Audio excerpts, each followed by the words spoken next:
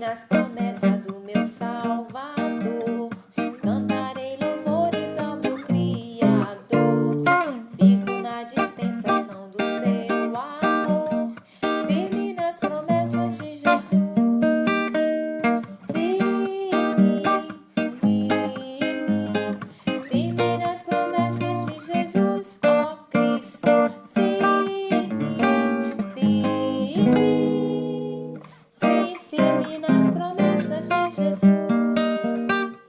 Firme nas promessas e de não falhar. Que a graça e a paz do Senhor Jesus estejam com todos, é o nosso desejo, a nossa oração. Estamos começando mais um culto de louvor, de adoração ao nosso Deus. Sejam todos bem-vindos em nome de Jesus a mais esse culto.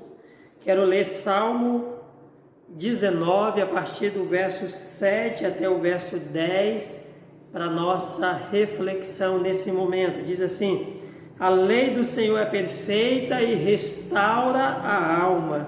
O testemunho do Senhor é fiel e dá sabedoria aos simples.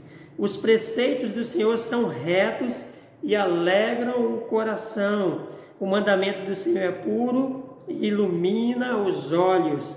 O temor do Senhor é límpido e permanece para sempre. Os juízos do Senhor são verdadeiros e todos igualmente justos.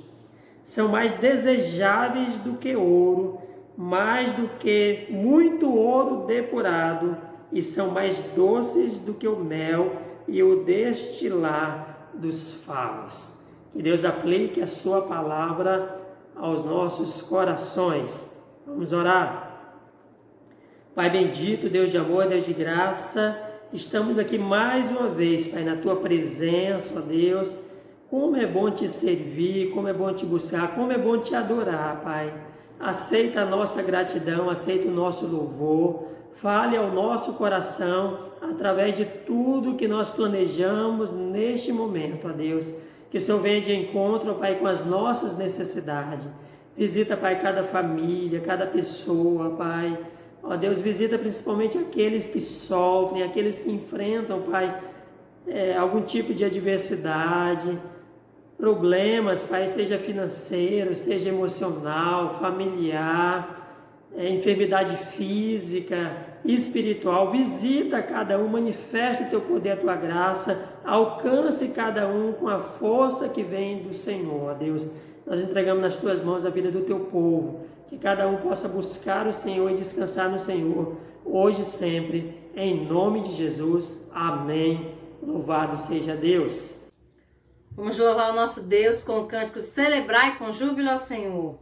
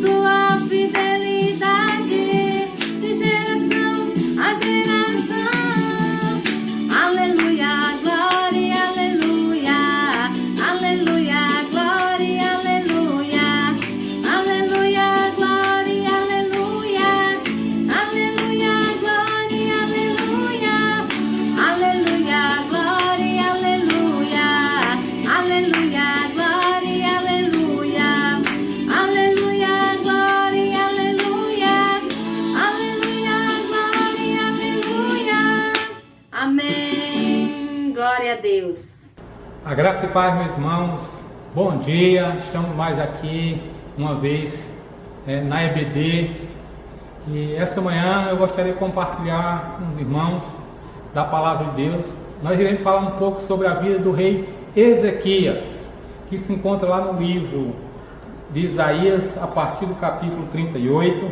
Gostaria que os irmãos abram suas Bíblias em Isaías, a partir do capítulo 38. Nós vamos falar sobre a vida desse grande homem de Deus, né? Também a sua vida está retratada lá no livro de 2 Reis, a partir do capítulo 18, lá em 2 Crônicas, a partir do capítulo 29.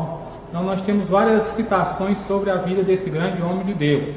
Então nós vamos ver, né, a vida do rei Ezequias e tirar algumas lições. Então no estudo dessa manhã a gente possa aprender um pouco mais sobre o rei Ezequias. E em Isaías capítulo 38 nos diz o seguinte, a palavra de Deus: naqueles dias Ezequias adoeceu de uma enfermidade mortal. Veio ter com ele o profeta Isaías, filho de Amós, e lhe disse: assim diz o Senhor, põe em ordem a tua casa, porque morrerás e não viverás. Então virou Ezequias o rosto para a parede e orou ao Senhor. E disse: lembra-te, Senhor, peço-te, de que andei diante de ti com fidelidade, com interesse de coração, e fiz o que era reto aos teus olhos. E chorou muitíssimo.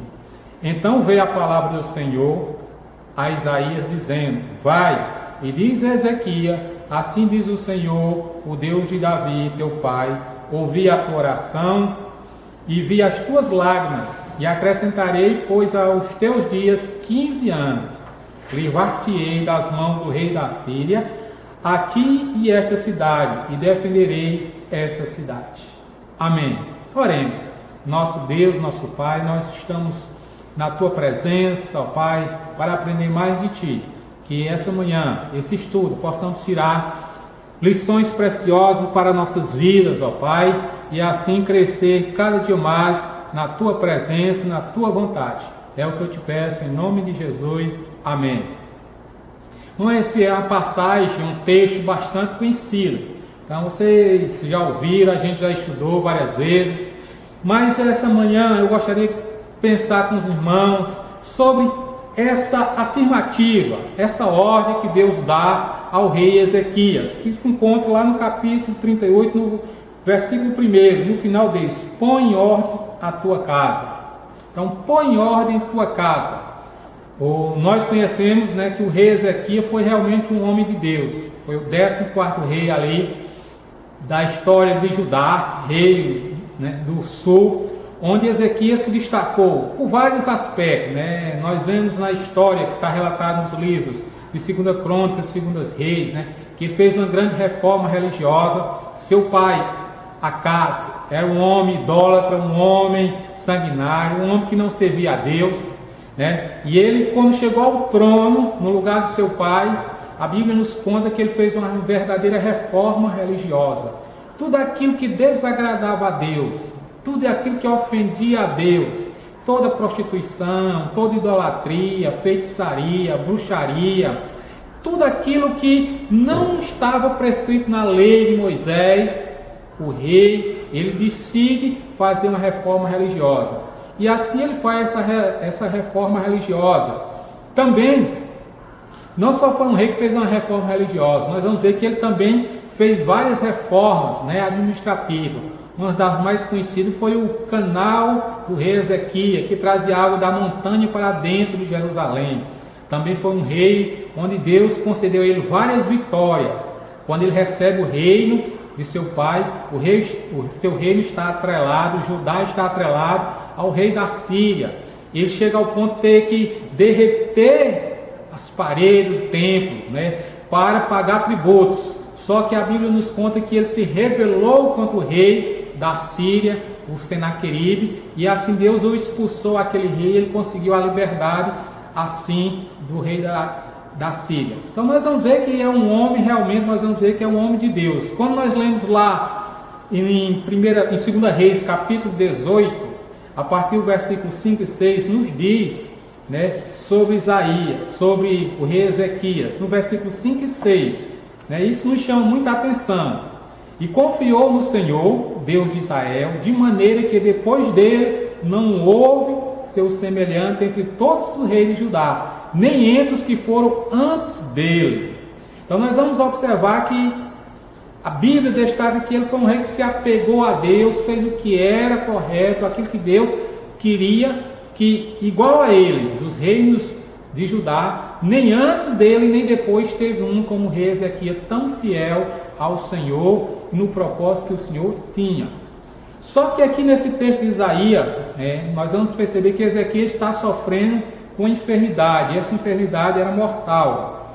E Deus manda seu profeta com um ultimato, com uma ordem, dizendo que ele tinha que botar a casa dele em ordem, porque ele iria morrer.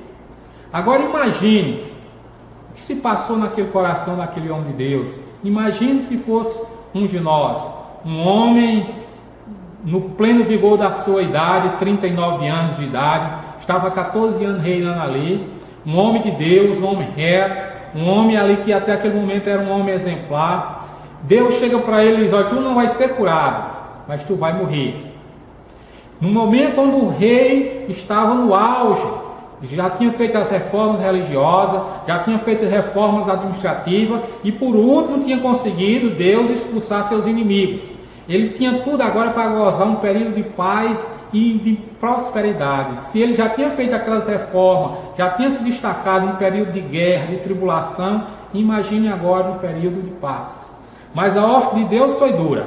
A ordem de Deus foi: põe em ordem a tua casa. Essa ordem de Deus nos leva a pensar sobre duas verdades que também se aplicam a nós no dia de hoje. E é sobre essas duas verdades que nós vamos estudar essa manhã. Essas duas verdades, ela é fundamental para a vida do cristão e fundamental para todo ser humano. A primeira verdade que nós devemos pensar é que precisamos estar prontos para morrer. Infelizmente, muitas pessoas têm medo da morte. Todos nós temos medo da morte, há uma diferença em ter medo de morrer e estar pronto para a morte. Então, o medo de morrer é natural, todo mundo tem. O próprio Jesus Cristo, naquela hora ali, ele disse: se fosse possível, o Senhor passasse aquele cálice de Deus. Então, medo de morrer é natural de todos, medo de estar daquela morte. Mas agora, medo da morte no sentido de não saber para onde ir ou o que irá acontecer, essa nós precisamos estar prontos. Jesus Cristo, mais na frente, ele diz: está tudo consumado. Senhor, faz conforme a tua vontade. Então nós precisamos estar pronto para morrer. Você está pronto para morrer? Você tem certeza da sua salvação? Após a morte, o que acontecerá com você? São perguntas que muitas vezes é simples, mas nós precisamos ter a plena convicção e certeza sobre isso. O que acontece após a morte? Como eu devo me preparar para essa vida após a morte? Então a primeira verdade que esse texto aqui nos leva a pensar é: precisamos estar pronto para a morte. A morte não no sentido de morrer, deixar nossos entes queridos, mas sim a morte que nos condenará ou nos salvará para a eternidade. A eternidade com Deus ou a eternidade sem Deus. Note que no texto nós vamos ver a atitude de Ezequias diante da morte. A atitude dele é uma atitude que a gente percebe que deve ser uma atitude de um homem de Deus, uma atitude de uma pessoa que tem convicção da sua salvação, é uma atitude que uma pessoa salva em Cristo Jesus está preparada. A Bíblia nos diz, a partir do capítulo 38, do versículo 32, que a atitude de Ezequias foi: virou o rosto para a parede e orou ao Senhor. Imediatamente, quando ele soube do anúncio iminente da sua morte, a primeira coisa que ele fez foi uma oração. Mas não uma oração qualquer, mas era uma oração que demonstrava, descortinava o seu caráter de servo de Deus, que revelava toda a sua integridade diante de Deus. Nós vamos ver que quando Ezequias faz essa oração, ele não está preocupado com a sua salvação, Ele não está preocupado com o que irá acontecer com ele, porque ele tinha plena certeza do que ia acontecer com ele após a morte. E tanto Deus deixa bem claro que o problema não estaria com Ezequias, mas na casa de Ezequias. Então, a atitude de Ezequias nos chama a atenção. A primeira coisa que nós vamos ver que mostra a integridade, a certeza, a segurança de uma pessoa que tem Deus, que tem certeza de salvação. Nós vamos ver a partir do versículo 3, ele diz: lembra-te, Senhor. O objetivo de Ezequias era que sua vida fosse poupada para que desse tempo ele resolver aquilo que era necessário em sua casa, não na sua vida. Ele faz menção, em todo o texto da sua vida pregressa. Ele começa a dizer: lembra-te, Senhor, como andei em fidelidade, com interesse de coração. E ele começa a mostrar quem foi ele. Essa oração, essa declaração da sua vida mostra que era um homem que tinha convicção que se morresse, ele saberia que estaria junto com o Pai. Então, quando ele fala, lembra-te, Senhor, ele está fazendo ali uma menção de como ele tinha andado com o Senhor. E foi um rei que, diferente dos outros, não buscou uma ostentação, mas foi um rei que fez o povo retornar para Deus. Enquanto Ezequias estava aqui como rei, antes de receber essa notícia, a sua conduta entre o seu povo foi uma conduta que levou o povo para Deus. Ele andava e as pessoas percebiam que era um homem de Deus. E ele continua: que andei como ele tinha vivido. Vida nas Escrituras frequentemente significa uma jornada, uma vida piedosa. Ele teve uma vida piedosa. Nós lemos lá em Gênesis capítulo 5, versículo 24, que fala que Enoque andou com Deus e Deus o tomou. Então ele está dizendo que, lembra que eu andei com o Senhor. Nós precisamos andar com o Senhor. O que está salvo em Cristo Jesus, aquele que tem fé em Cristo Jesus, aquele que proclama a sua salvação, ele tem que andar com Jesus. Ele tem que ter essa mesma convicção e a mesma declaração de fé do rei Ezequias, quando ele diz: andei, Senhor, andei. Como nós temos andado? Nós temos realmente andado com o Senhor? E ele ainda continua nessa sua oração, ele diz: diante de ti andei com fidelidade. Fidelidade, defesa da verdade. Ele foi fiel. Seu pai, Acaz, chegou ao ponto de tanta idolatria que ele sacrificava até os próprios filhos aos deuses, ao Deus. Ele praticava feitiçaria, bruxaria, orgias, tudo que a lei proibia, tudo que desagradava a Deus. E ele aqui dá uma confissão de fidelidade: olha, meu pai andou, fez tudo errado, mas eu não andei pelo caminho dele. Eu andei em fidelidade, em verdade. Então, nós aprendemos aqui que nós precisamos, como Cristo, como crente em Cristo Jesus, que temos certeza da salvação, que não tememos a morte, que nós precisamos andar em fidelidade no Senhor. Fidelidade em suas palavras, em suas escrituras. Jesus Cristo diz: aquele que me ama, guardará as minhas palavras. Se nós queremos andar com o Senhor, precisamos andar com fidelidade, não somente de boca para fora. E além do mais, ele continua nessa belíssima oração, dizendo, além de ter andado com fidelidade, ele diz: com interesse de coração, em defesa da manutenção da verdade, com um coração sincero, inteiramente dedicado ao Senhor. O coração do rei Ezequias era um coração dedicado ao Senhor. E aí nós vemos que ele, na prática, aplicou aquilo que o Senhor nos ensinou, o Senhor Jesus: buscai primeiro o reino de Deus, a sua justiça, e as demais coisas nos serão acrescentadas.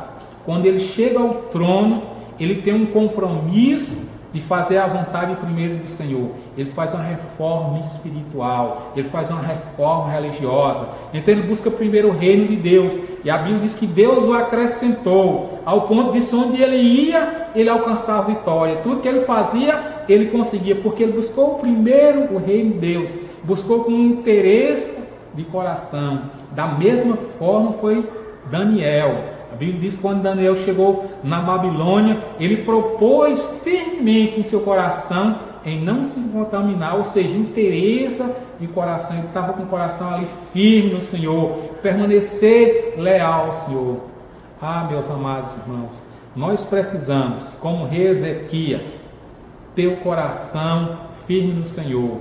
Aqueles que estão preparados para morrer, que sabem onde vão e com quem estarão, ele tem essa certeza no coração, essa convicção que precisa andar firme no Senhor, porque a palavra do Senhor diz: aquele que permanecer firme até o fim, receberá a vitória. Então, nós vemos que ele tinha esse interesse de coração.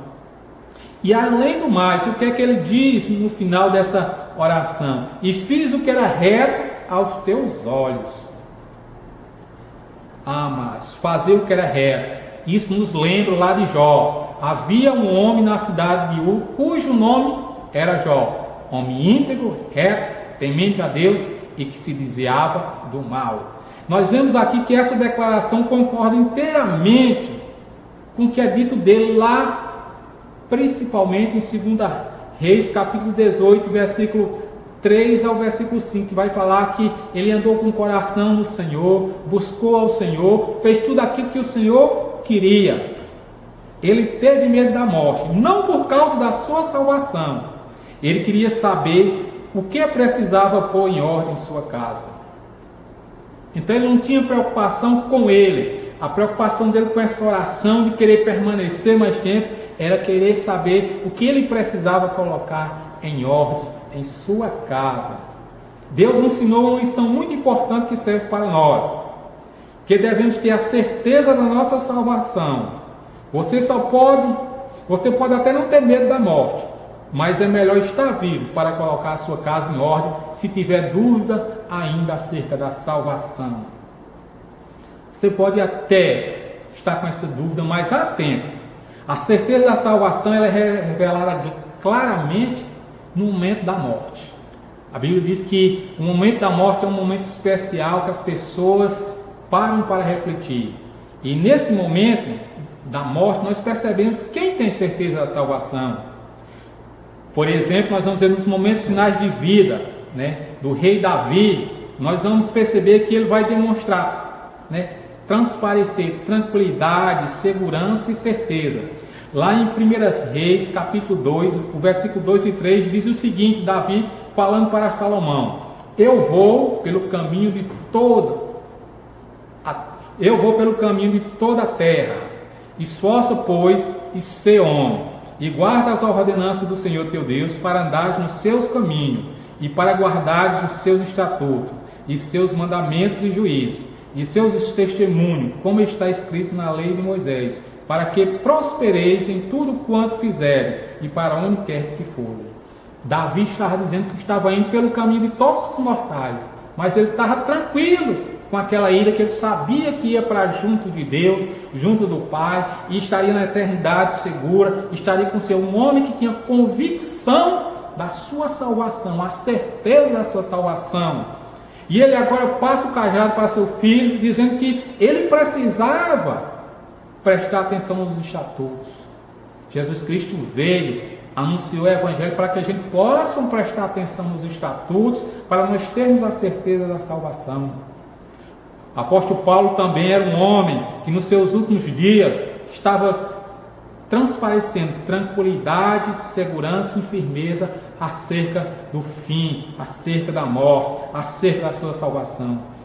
Lá em 2 Timóteo, capítulo 4, versículo 7, diz o seguinte, ele escrevendo: Combati o bom combate, acabei a carreira e guardei a fé. Desde agora a coroa da justiça me está guardada, a qual o Senhor, o justo juiz, me dará naquele dia, e não somente a mim, mas também a todos os que amarem a sua volta. Paulo transparece aqui tranquilidade, segurança e certeza.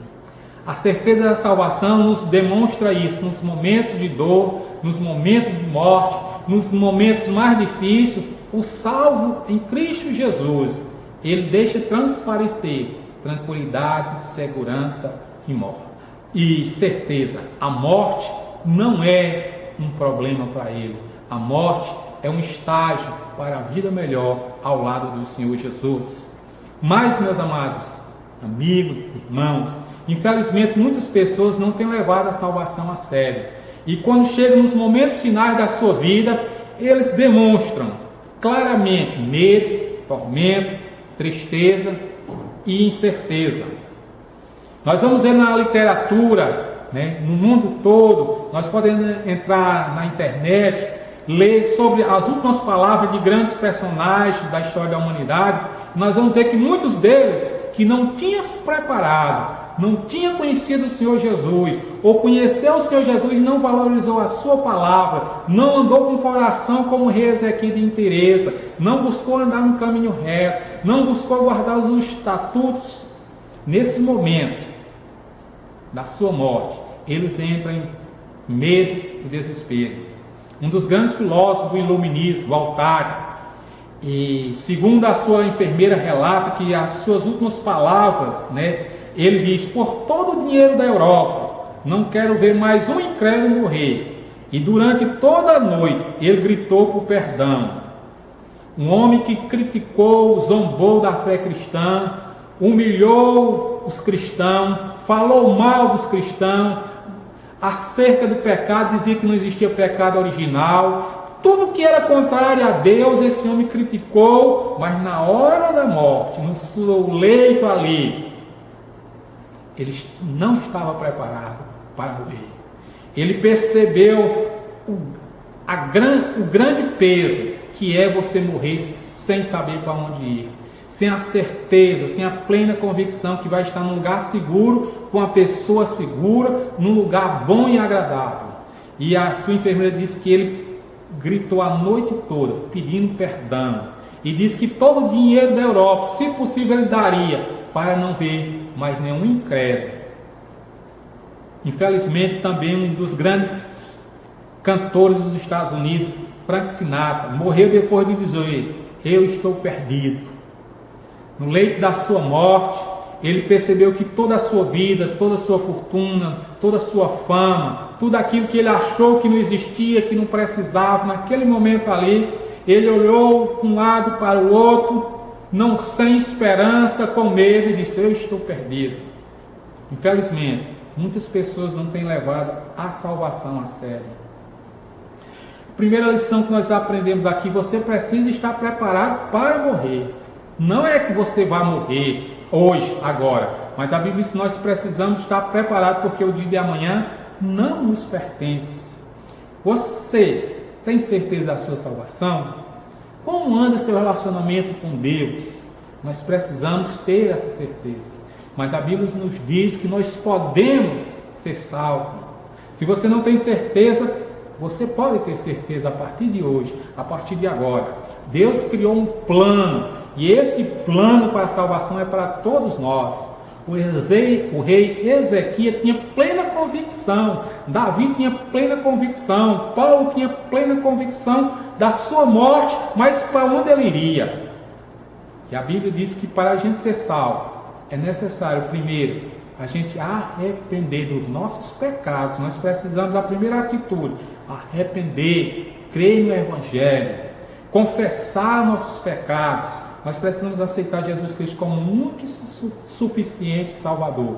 Nós precisamos nos arrepender, confessar o pecado e aceitar Jesus. Eu convido a você, se você ainda tem dúvida sobre a sua salvação, se arrependa, confesse Jesus Cristo como o único Senhor e aceite Ele para que Ele possa salvar. Nós precisamos estar preparados.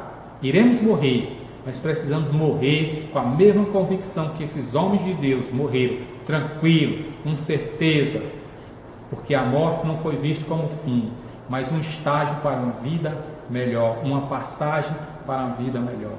A segunda verdade que esse texto nos mostra, nos aponta sobre pôr em ordem a nossa casa, é preciso estar com a casa em ordem para poder morrer.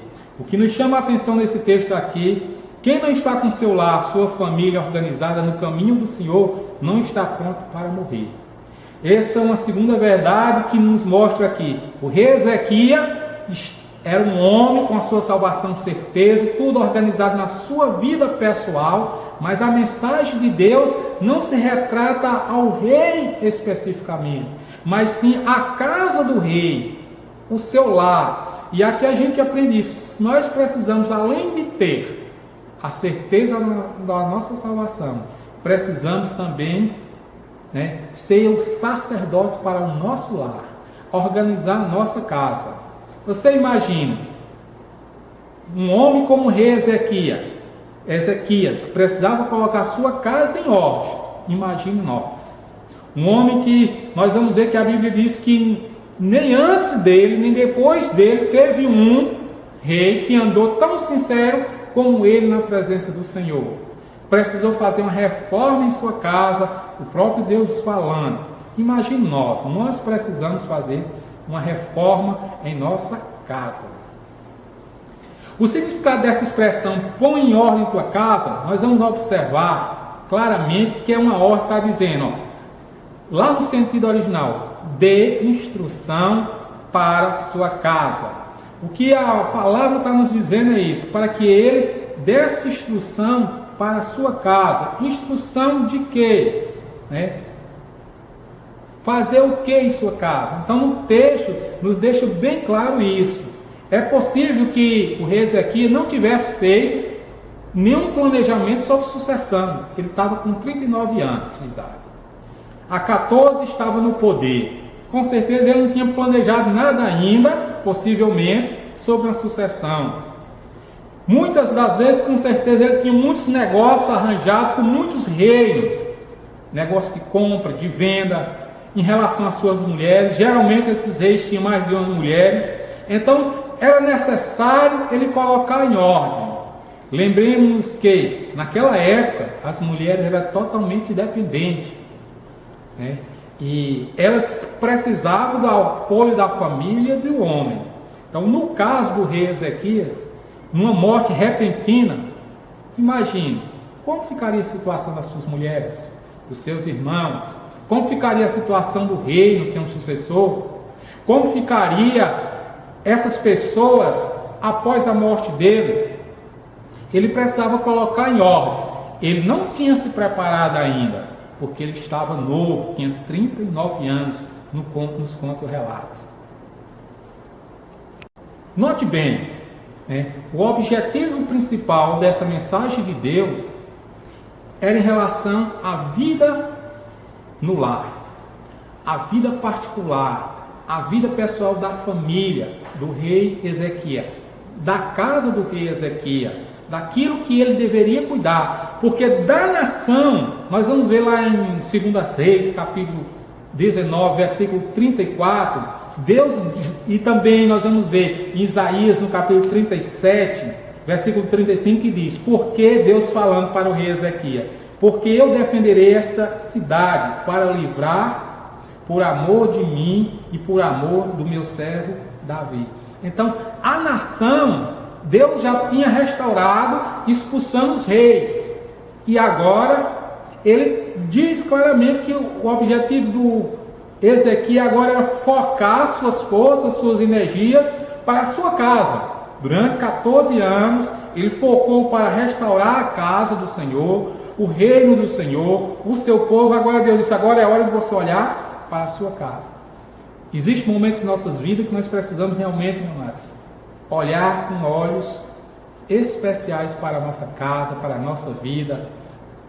E esse momento que nós estamos vivendo em pandemia é uma oportunidade ímpar para a gente olhar para a nossa casa, para a gente fazer reforma em nossa casa, em nosso lar, em nossa vida. A Bíblia não relata o cotidiano da casa do rei Ezequias. A Bíblia não relata como era lá na casa do rei Ezequias. Quantas mulheres existiam. Uma coisa que nós sabemos, eles não tinham filho. Ele até esse momento não tinha nenhum filho. Mas não fala como era o dia a dia dele, os afazeres dele. Se existia um culto doméstico, se existia um momento de reunião. A Bíblia nos cala sobre isso e a gente pode pensar, pode imaginar como seria isso. Então Deus vai mandar ele colocar em ordem a sua casa. Mas ordem de quê? Se ele morre, como fica a sua esposa? Como ficam os irmãos? Como fica o reino? Então nós vamos perceber e vamos aprender aqui uma lição importante. A primeira lição que nós aprendemos aqui, que é fundamental, uma transparência em nossas vidas. Nós precisamos ter uma vida transparente com o que está em nossa casa. A vida do rei exigia dele muitos afazeres. E as mulheres naquela época, as pessoas naquela época não tinham a oportunidade de conviver e conhecer dos negócios. Mas aqui nos mostra que ele precisava ter uma vida mais aparente para que sua família soubesse. Imagine morrendo ele ali. Quem o rei estava devendo? Quem estava devendo o rei? Quem ficaria com a esposa? O que ficaria com cada esposa? Quem sucederia a ele? Eram questões que eram fundamental para que a ordem no reino e a ordem em sua casa permanecesse organizada. Nós devemos nos preocupar, além da nossa salvação, nós precisamos nos preocupar. Se eu morrer, se você morrer hoje, como vai ficar sua esposa? Como vai ficar seus filhos? Como vai ficar seus irmãos? Como vai ficar sua casa? Nós devemos nos preocupar, além da salvação, o bem-estar da nossa família. E aqui nós aprendemos várias lições importantes para nossas vidas. Nós percebemos que ele não tinha cometido nenhum pecado em relação que apontasse uma mal conduta dele. Mas nos mostra aqui que era preciso ele pôr algo em sua casa em ordem.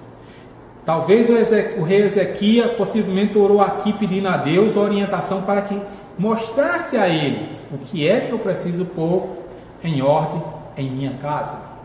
E nós vamos ver a partir do capítulo 20, nós vamos ver, e a partir do capítulo 39 do livro de Isaías, nós vamos ver o que era que Deus queria que ele pôr em ordem.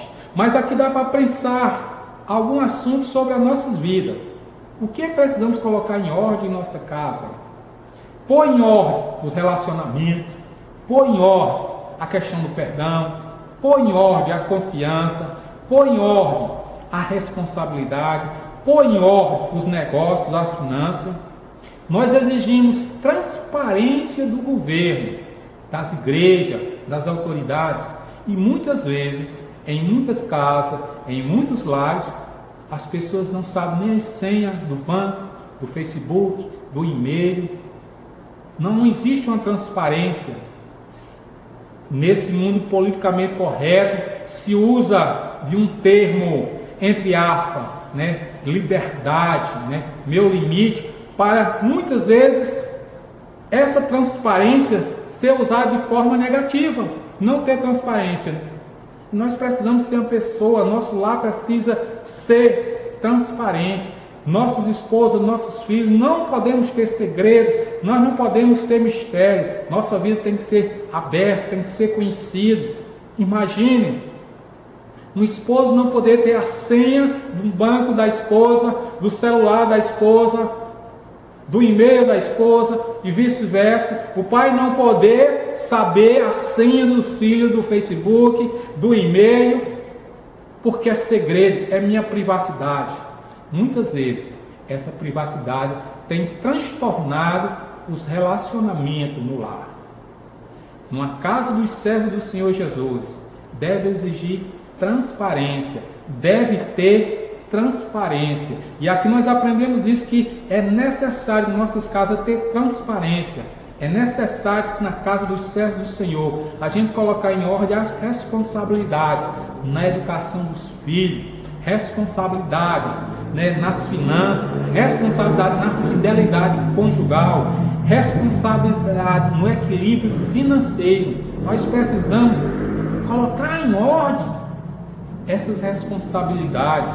Não é do pai só a responsabilidade de educar o filho, não é da mãe, não é só do pai da questão econômica, é de todos. Deve ter uma responsabilidade compartilhada. Se o filho trabalha, ele tem que ajudar em casa. Se a filha trabalha, tem que ajudar em casa. Deve existir uma responsabilidade compartilhada. Os servos do Senhor Jesus têm que colocar em prática essas responsabilidades. Colocar a casa em ordem exige de nós responsabilidade. Responsabilidade também é preciso colocar em ordem os relacionamentos. A palavra do Senhor é enfática, é preciso pôr em ordem. Precisamos pôr em ordem o relacionamento. Como anda o nosso relacionamento com nossos filhos? É um relacionamento de compreensão, de paciência, de mansidão, de amor, de perdão. Como anda o nosso relacionamento com a nossa esposa? De fidelidade, de carinho, de amor, de perdão, de compreensão. Como anda o nosso relacionamento com nossos irmãos? De amor, de compreensão, de perdão. Por isso a palavra do Senhor ao rei Ezequias é uma verdade importante para nós. Precisamos colocar a nossa casa em ordem. Nós não podemos deixar, como a gente vê muitas vezes, pessoas morrem e a família começa a se destruir por brigas econômicas, por falta de perdão, por falta de união. É uma irresponsabilidade de um pai, de uma mãe, deixar que sua família se torne inimigos dentro da sua casa. Você, meu amado, nós temos uma responsabilidade imensa. Nós não podemos deixar que os relacionamentos de nosso lar seja relacionamento que venha prejudicar a união, o perdão, a comunhão, a paciência e o domínio próprio. Nós não podemos partir dessa vida e deixar nossos filhos em dificuldades financeiras, em dificuldade de relacionamento, sem responsabilidade com as coisas. Nós, como homem de Deus, precisamos colocar em ordem a nossa casa. Mulheres de Deus, precisamos colocar em ordem a nossa casa. Se você não tem essa preocupação, você não tem parte com Deus. E talvez essa palavra do Senhor, que foi para o rei Ezequias, se aplique para nós cada dia. Põe em ordem a tua casa. Nós precisamos colocar em ordem a nossa casa. Lembre-se, é desejo do Senhor. Uma frase bem conhecida: famílias ajustadas, sociedade ajustada. Um lar que é uma bênção, abençoa toda a sociedade. A Bíblia diz que Abraão, ele seria uma bênção e bênção para todas as famílias da terra. Você e sua família tem que ser bênção para toda a família da terra. Para as famílias que estão na igreja, para as famílias que estão na sua família sanguínea, para as famílias do seu local de trabalho, para a família da sua vizinhança. Você precisa ser uma bênção. Põe a sua casa em ordem. Como se encontra a sua casa? A Bíblia nos ensina nos dá três orientações que nós podemos facilmente colocar a nossa casa em ordem. E eu gostaria que você prestasse bem atenção nessas três orientações. A primeira orientação que nos dá se encontra lá em 1 Timóteo capítulo 3, versículo 4 e 5. O apóstolo Paulo escrevendo para Timóteo que para uma casa estar em ordem, precisa ser bem governada. E ele diz o seguinte, falando que a pessoa responsável dessa casa, ele precisa ser uma pessoa que não seja dada ao vinho, não seja espancador, não seja cobiçoso de torpe ganância, que seja moderado, que não seja contencioso, que não seja avarento, que governe bem a sua própria casa, tendo seus filhos em sujeição com toda modéstia. Então o apóstolo Paulo está dizendo a Timóteo aqui que ele precisa colocar isso em prática. E nós também, se nós queremos que nossa casa entre em ordem, nós precisamos aplicar isso em nossas vidas. Nós precisamos ser um líder de nossa casa que se preocupa com eles, não sendo dado ao vinho, não sendo espancador, não sendo de torpe ganância, egoísta, pensando só em nós. Nós precisamos, como líder, homens, mulheres, pessoas que Deus espera, que governe bem a sua casa.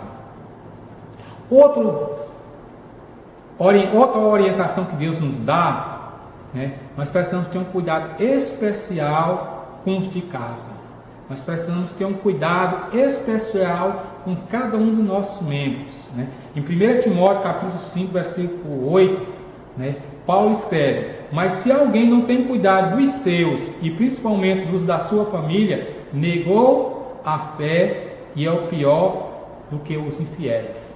Observe aqui, infelizmente a gente vê, né, filhos que não têm coragem de falar a verdade para o seu pai, mas fala na mesa de bar.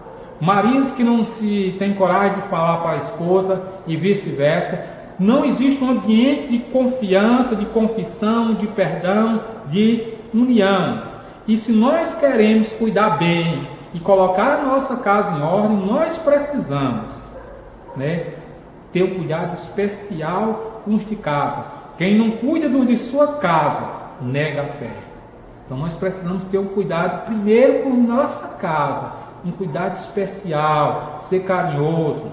O que leva um jovem não compartilhar nada com sua família e com os outros lá fora é falta de acompanhamento, de amor, de paciência e compreensão. Se você não tiver um olhar especial para seus filhos, o mundo vai ter, e talvez você nunca mais vai conseguir recuperar a confiança, o amor da seu ente querido. Então, se nós queremos colocar a nossa casa em ordem, primeiro precisamos governar bem a nossa casa. Segundo, nós precisamos, né, olhar para cada um de forma especial. Cada um tem um caráter, cada um tem uma maneira. Nós temos que entender para que possamos orientá-los no caminho do Senhor, colocando a casa em ordem. E terceira orientação simples, mais importante, é viver a vida comum do lar. Uma vida simples.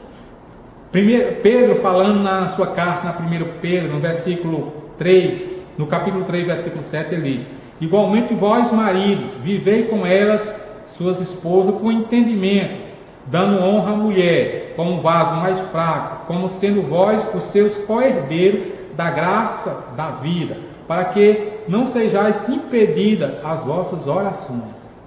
Então nós precisamos, né, homens e mulheres, né, viver de forma de sujeição, amorosa, de cuidado com o nosso cônjuge, né, com nossa esposa, né, com seu marido. Nós precisamos viver de maneira que agrade a Deus, de maneira que possamos ter uma vida simples no lar, momentos com a família, momento de sair, comer a pipoca, tomar um sorvete, um momento de assistir um filme junto, um momento de estar junto. Você precisa ter momentos preciosos com sua família, almoçar junto, brincar junto. Isso é viver a vida simples do lar, uma vida comum. São 3 orientações para nós colocarmos nossa casa em ordem. Lembre-se, quando a família é ajustada, sociedade ajustada. Precisamos pôr em ordem a nossa casa, a nossa família. Gostaria de concluir pensando o seguinte: eu e você, nós já sabemos o que precisamos colocar em ordem em nossa casa.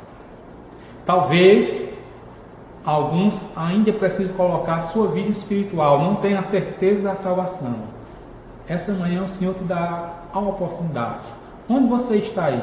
Se você não tem certeza da sua salvação, se você está achando que depois que morrer acabou tudo, errado. Existe uma vida após a morte.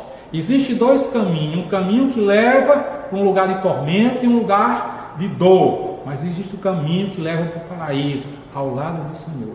E essa manhã você pode aceitar o Senhor Jesus Cristo aí. Feche seus olhos. Diga: Senhor, eu aceito. Me perdoa os meus pecados. Eu entrego a minha vida em tuas mãos. A partir de hoje eu quero pôr a minha vida espiritual diante de ti. Quero colocar em ordem. Aceita-me na minha vida. Perdoa os meus pecados.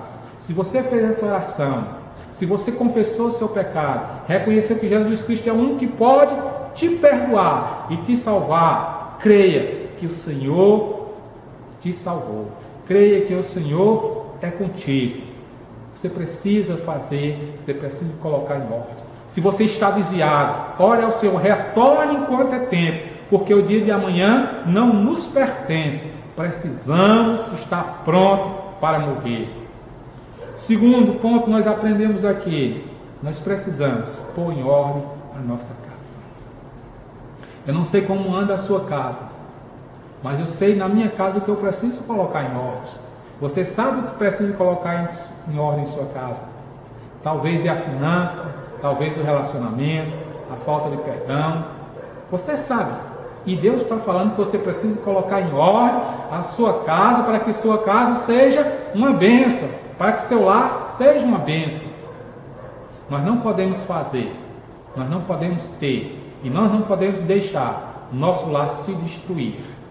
Infelizmente, de vez em quando a gente vê algumas atitudes errôneas, onde pessoas tomam as decisões sem consultar e quando dá errado prejudica toda a família. Você precisa colocar em ordem se você estiver agindo assim. Precisa ter transparência, precisa trazer para a comunhão, para uma decisão. Põe em ordem a sua casa. Eu não sei o que precisa, mas você sabe. Feche seus olhos, vamos orar. Nosso Deus, nosso Pai, eu quero te entregar agora neste momento, Senhor Jesus. Cada um que está me vendo e ouvindo. Que a tua palavra possa ter encontrado espaço no coração. Eu não sei o que cada um precisa colocar em ordem na casa. Não sei se é perdão, amor, compreensão, finança, respeito. Não sei se é preciso colocar também em ordem a salvação. Mas, Senhor, tu sabes. E aqueles que aceitaram Jesus nesse momento, escreve o nome dele no livro da vida. Que jamais venha se separar do Senhor. Aqueles que já te conhecem, que nesse momento está colocando o coração diante de ti, como o rei Ezequiel, dizendo: Senhor, eu ando diante de ti, me revela o que eu preciso colocar em ordem. O rei orou pedindo a Deus que mostrasse o que era necessário. Você talvez está vivendo uma vida que a seus olhos você não precisa mudar, mas o Senhor essa manhã está dizendo que você precisa pôr em ordem a sua casa. Talvez você não saiba o que é, ore a Deus que Ele vai revelar. Porque o seu lar, o meu lar, os nossos lares, precisa ser uma bênção para que o mundo creia que o Senhor é conosco e queiram uma vida transformada. Eu te peço nesse momento, em nome de Santo do Senhor Jesus, faça esse compromisso com o Senhor. Vamos colocar em ordem a nossa casa. Amém.